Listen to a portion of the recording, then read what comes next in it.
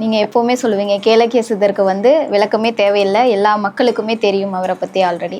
So இப்போ நம்ம கோவிலுக்கு கும்பாபிஷேகம் நடத்த இருக்கீங்க, அதை பற்றி கொஞ்சம் சொல்லுங்கள். இன்னைக்கு நான் இந்த இடத்துல உட்காந்துருக்கேன் அப்படின்னாலும், என்னை எல்லாருக்கும் அறிமுகமாக தெரியுது அப்படின்னாலும் ஒரே மந்திரம் தான். ஓம் ஸ்ரீ கேளக்கிய சித்தர் நமோ நமக. நிறைய கேள்விகள்.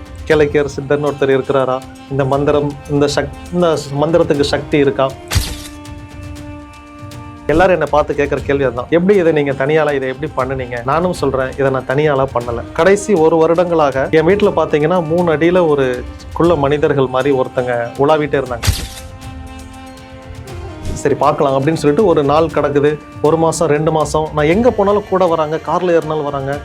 இவங்களை கோயிலுக்கு கூட்டிகிட்டு போய் பார்க்கலாம், கோயிலுக்கு வராங்களான்னு பார்க்கலான்னு சொல்லிட்டு கோயிலுக்கு போனால் கோயிலையும் வராங்க. இன்னைக்கு எங்கள் கோயிலுக்கு வரக்கூடிய எல்லாருமே மிரண்டு போய் இருக்கிறாங்க. இவர்கிட்ட ஆனால் என்னமோ இருக்கு அப்படிங்கிறதுல ரொம்ப தெளிவாக இருக்காங்க. இந்த கோயிலுக்கு நீங்கள் வரணும்னா கூகுள் மேப்பில் கேளக்கியர் சித்தர் தேவஸ்தானம் அப்படின்னு லொக்கேஷன் அடிச்சிங்கனாலே லொக்கேஷன் வரும்.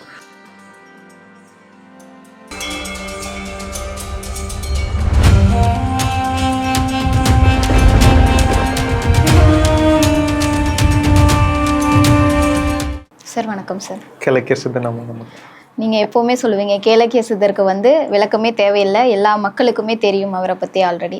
ஸோ இப்போ நம்ம கோவிலுக்கு கும்பாபிஷேகம் நடத்த இருக்கீங்க, அதை பற்றி கொஞ்சம் சொல்லுங்கள். நிச்சயமா. இன்னைக்கு நான் இந்த இடத்துல உட்காந்துருக்கேன் அப்படின்னாலும், என்னை எல்லாருக்கும் அறிமுகமாக தெரியுது அப்படின்னாலும் ஒரே மந்திரம் தான். ஓம் ஸ்ரீ கேளக்கிய சித்தர் நமோ நமக.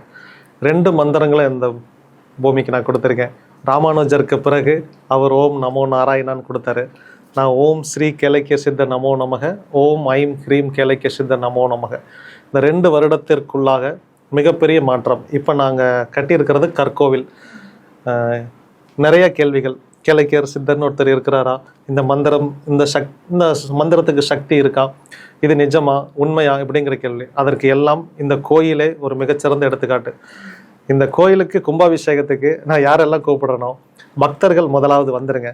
அதுக்கப்புறம் சரி, சில பேர் என்ன நினச்சிருப்பாங்கன்னா, இவங்க ஒரு கொஞ்ச காலம் இருப்பாங்க, அதுக்கப்புறம் பின்னாடி இருக்க மாட்டாங்க அப்படின்னு நினச்சாங்க. ஆனால் இப்போ அவங்களுக்கு ஒரு நம்பிக்கை வந்திருக்கும். ஏன்னா வருடந்தோறும் திரும்பி ஒருத்தங்க வராங்க அப்படின்னா, ஏன்னா நான் போன வருஷத்துக்கே அழைப்பு கொடுத்துருந்தேன். அப்போ இந்த வருஷம் இது நடக்குது அப்படின்னா இங்கே ஏதோ சம்திங் இருக்கும் போல. அந்த ஏதோ சம்திங்னு நினைக்கிற அந்த 50% நீங்களும் வாங்க. இன்னும் இது மேலெல்லாம் எங்களுக்கு நம்பிக்கை இல்லை அப்படிங்கிறவங்களும் ஒரு கூட்ட ஜனங்கள் இதை நம்புறாங்க இல்லையா, எதன் அடிப்படையில் இதை இப்படி நம்புறாங்க அப்படின்னு உங்களுக்கு நம்பிக்கை இல்லைன்னா பரவாயில்ல, இவங்க என்னதான் பண்றாங்க அப்படின்னு நீங்க உண்மையாலுமே நீங்க இந்த கும்பாபிஷேகத்தை பாருங்க, அந்த மண்ணில் கால் வச்சு நீங்க மிதிச்சு பாருங்க. உங்களுக்கு சக்தியை நீங்க உணரல அப்படின்னா உண்மையாலுமே நான் சேலஞ்ச் பண்ணி சொல்றேன், அப்படி ஒரு சம்பவமே இங்க நடக்காது. நீங்க சொல்வீங்க அடுத்து, எனக்கு இந்த இடத்துக்கு வர வரைக்கும் இது மேல என் நம்பிக்கை இல்லை, ஆனா இந்த மண்ணை மிதிச்சதுக்கு பிறகு நான் சொல்றேன், ஆமா இங்க கேளக்கியன்னு ஒரு தெய்வம் இருக்கார். எல்லாரும் என்னை பார்த்து கேட்குற கேள்வி அதுதான். எப்படி இதை நீங்க தனியால இதை எப்படி பண்ணுனீங்க? நானும் சொல்கிறேன், இதை நான் தனியாலாம் பண்ணலை. இந்த கடைசி 1 வருடங்களாக என் வீட்டில் பார்த்தீங்கன்னா 3 அடியில் ஒரு குள்ள மனிதர்கள் மாதிரி ஒருத்தங்க உலாவிட்டே இருந்தாங்க. என்னடா இது, நம்ம ஐயாவோட கண்ட்ரோலில் இருக்கோம், நம்மளே ஒரு கோவில் கட்டியிருக்கோம், நம்ம வீட்டில் யாரோ ஒருத்தங்க இருக்கிறாங்களே, இவங்க யார் அப்படின்னு எனக்கு ஒரு சந்தேகம். சரி பார்க்கலாம் அப்படின்னு சொல்லிட்டு ஒரு நாள் கிடக்குது, 1 மாதம் 2 மாதம். நான் எங்கே போனாலும் கூட வராங்க, காரில் ஏறினாலும் வராங்க. இவங்களை கோயிலுக்கு கூட்டிகிட்டு போய் பார்க்கலாம், கோயிலுக்கு வராங்களான்னு பார்க்கலான்னு சொல்லிட்டு கோயிலுக்கு போனால் கோயிலையும் வராங்க.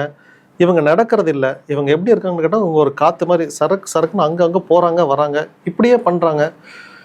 என் மனைவிட்ட சொல்லாமன்னு பார்த்தா பயந்துருவா. என் பையனும் வேண்டாம், அவனும் சின்ன பையன் வேண்டாம், என்ன பண்ணுறதுன்னு தெரியல. ஐயாட்ட தான் கேட்டவன வழி இல்லை.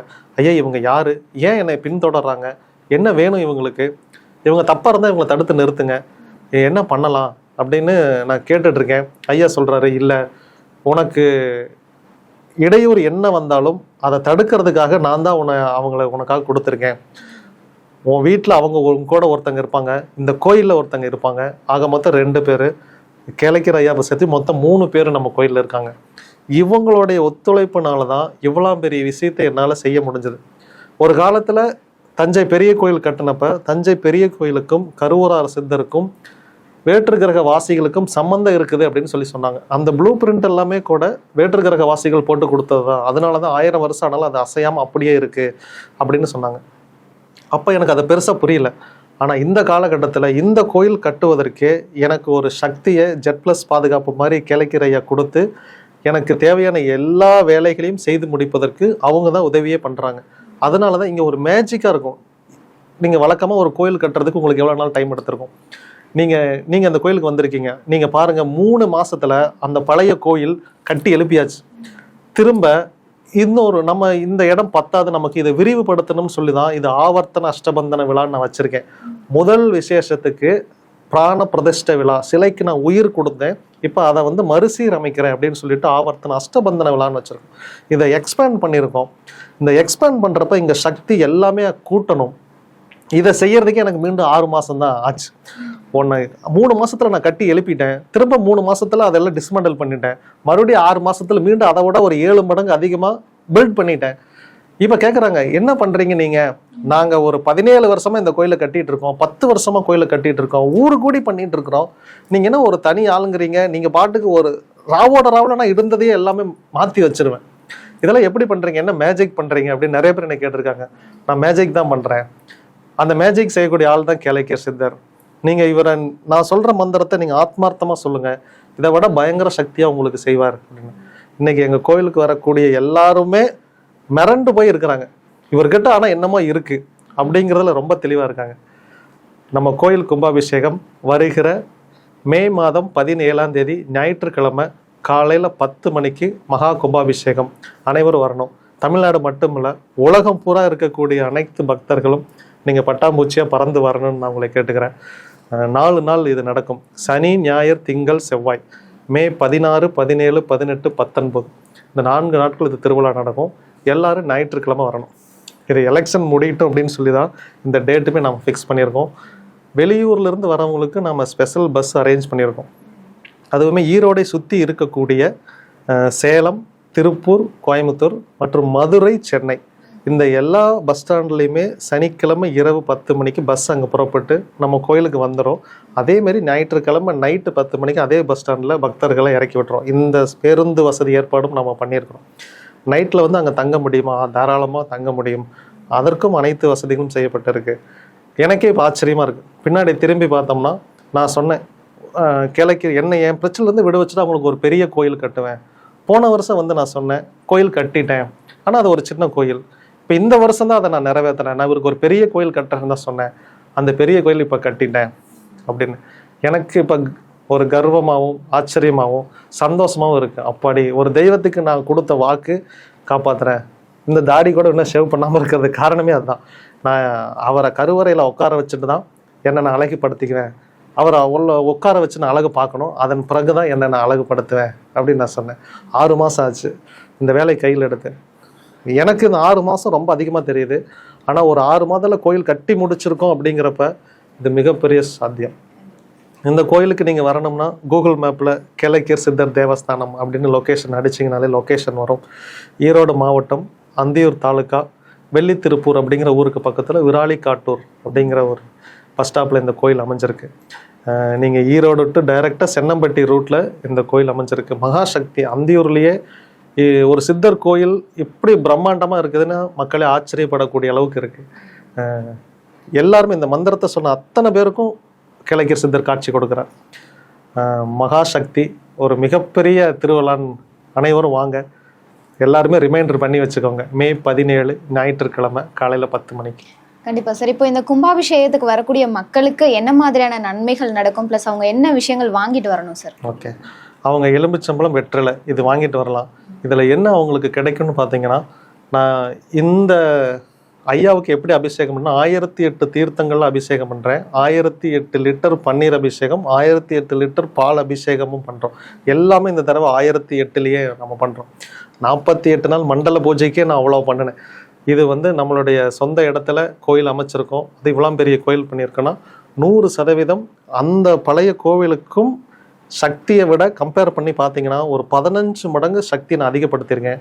சக்தி மிக்க யந்திரங்கள், பொருட்கள் இது எல்லாமே வச்சு தான் பண்ணியிருக்கோம். நான் முன்ன சொன்ன மாதிரி இந்த கோயில் கருவறையிலிருந்து நீங்கள் ஒரு 15 கிலோமீட்டர் ரேடியஸ் வச்சுக்கலாம். நீங்கள் எங்கே கால் வச்சிங்கனாலும் நிச்சயமாக இந்த எனர்ஜியை உங்களுக்கு ஃபீல் பண்ண முடியும். அதே மாதிரி இதற்கு பிறகு இந்த ஊரே மாறும். வரக்கூடிய பக்தர்களுக்கு மாற்றம் உடனே நடக்கும். ஆனால் அந்த ஊருக்கு ஒரு மிகப்பெரிய மாற்றம் நடக்கும். குடும்ப பிரச்சனையாக இருக்கலாம், சிவில் பிரச்சனையாக இருக்கலாம், செய்வினை பிரச்சனைகளாக இருக்கலாம். நீங்கள் 3 அமாவாசைக்கு தொடர்ந்து வரீங்க அப்படின்னா அந்த பிரச்சனை உங்களுக்கு அதோட நிவர்த்தி ஆயிரும். 3 மாதங்கள் தான் டைம். நீங்கள் இந்த 3 மாதமும் மந்திரம் சொல்லணும். இந்த 3 மாதமும் கேளைக்கிற முழு மனதாக நம்பணும். அப்படி நம்பினீங்கன்னா சின்ன பிரச்சனையாக இருந்துச்சுன்னா 1 வாரம், பெரிய பிரச்சனையாக இருந்தால் 3 மாதம் நிச்சயமாக நிவர்த்தி ஆயிரும். உங்களுக்காக அந்த மந்திரம் நான் திருப்பி சொல்கிறேன். ஓம் ஸ்ரீ கேளக்கியர் சித்தர் நமோ நமக. உங்களுடைய மொத்த பிரச்சனைக்கும் மொத்த தீர்வு இந்த மந்திரம்.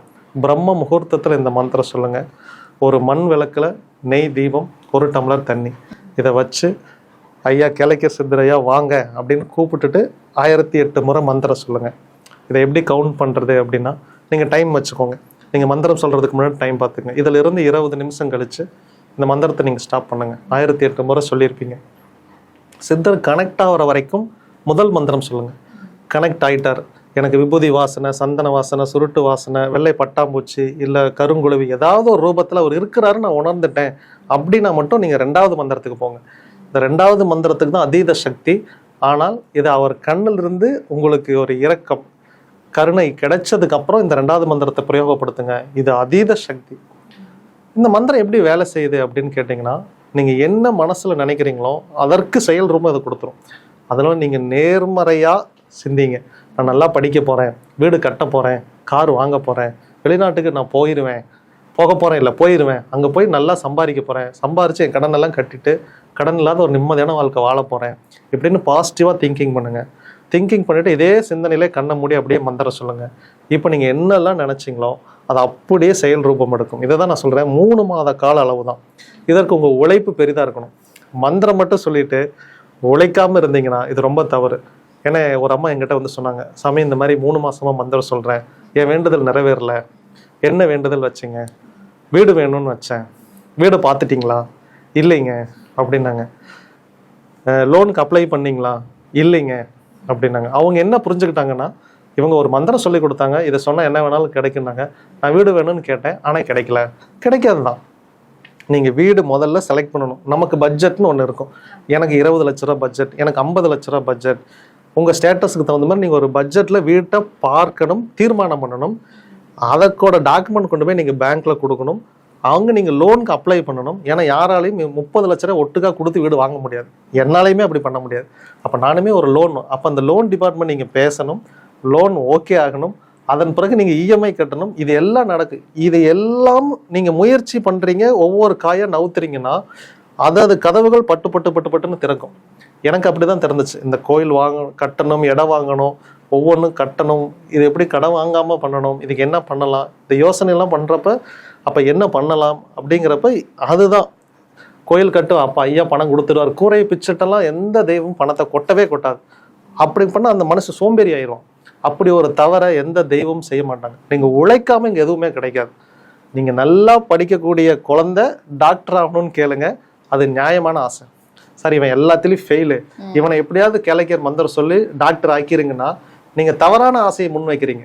இவன் தகுதியே இல்லாதவனை டாக்டர் ஆக்குனா இவன் எப்படி மருத்துவம் பார்ப்பான், அந்த பேஷண்ட் எப்படி பிழைப்பாங்க? அப்போ இவனை டாக்டர் ஆக்குறதுனால பின்விளைவுகள் தான் வருமே ஒழிய, அதனால தான் கடவுள் இந்த ஆசை. இப்போ நீங்கள் உழைக்காம இந்த மந்திரம் சொல்றீங்க அப்படின்னா இது வேஸ்ட். உங்க உழைப்பு, இந்த மந்திரம் 100% உங்களுக்கு வெற்றியை கொடுக்கும். கேளைக்கியர் சித்தர் நமோ நமக. கண்டிப்பா சார். நன்றி சார். கேளைக்கியர் சித்தர் நமோ நமக.